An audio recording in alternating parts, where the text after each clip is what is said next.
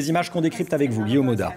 Oui, ce sont des images qui viennent d'être publiées vraisemblablement par le ou les ravisseurs lui-même. Vous savez que la police a demandé aux médias de s'écarter du processus de négociation sans relayer les revendications de ceux ou de ces ravisseurs. Eh bien, la parade a visiblement été trouvée par ces ravisseurs puisqu'ils ont mis en scène de manière assez sommaire, on le voit, trois de leurs otages s'exprimant ici devant une caméra avec des conditions sonores assez faibles. On voit que le même drapeau est affiché. Il est porté à main nue par peut-être un autre otage ou peut-être par le ravisseur lui-même. Il y a une autre indication sur cette image que je voudrais qu'on revoie. C'est Lint qui fait référence au café dans lequel se déroule cette prise d'otage en Australie. Maintenant, sur le fond, si je puis dire, les revendications telles qu'elles sont exprimées par ces otages, évidemment sous la contrainte. La première d'entre elles, elles n'ont pas été rencontrées. Ces ravisseurs, ceux ou ces ravisseurs exigent un drapeau de l'État islamique. Celui qu'on voit, ça n'est pas le drapeau de l'État islamique. Ils veulent un drapeau de l'État islamique en échange d'un otage. Deuxième demande de ces ravisseurs ou de ce ravisseur, ils demandent aux médias australiens de relayer le message de propagande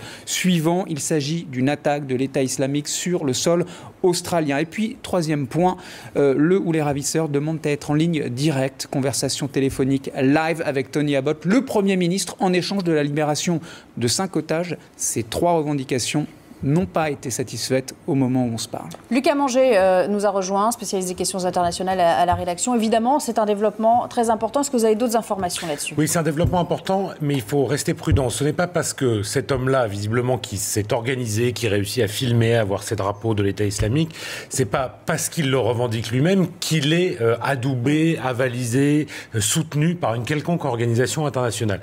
Donc je pense que tant que cette prise d'otage n'est pas terminée, on peut évidemment pas tirer de conclusion. Mais il faut rappeler que ça intervient dans ce contexte très tendu en Australie, où des combattants australiens ou d'origine australienne sont partis se battre sur les terrains irakiens et syriens, où l'Australie a durci sa loi antiterroriste, comme un certain nombre de pays occidentaux, pour essayer de mieux contrôler, de trop contrôler parfois, c'est ce qu'ont dit un certain nombre d'organisations, les musulmans d'Australie, qui se sentent légèrement ostracisés depuis plusieurs mois, plusieurs semaines, qui dénoncent une islamophobie. Et encore une fois, cet homme ou ces hommes, comme le disait Guillaume à l'instant, qui arrivent à faire des petites vidéos brandissant des drapeaux et en tout cas en mettant en scène leurs otages, c'est quelqu'un d'extrêmement déterminé et organisé, mais on ne peut pas encore en tirer de conclusions géopolitiques ou terroristes.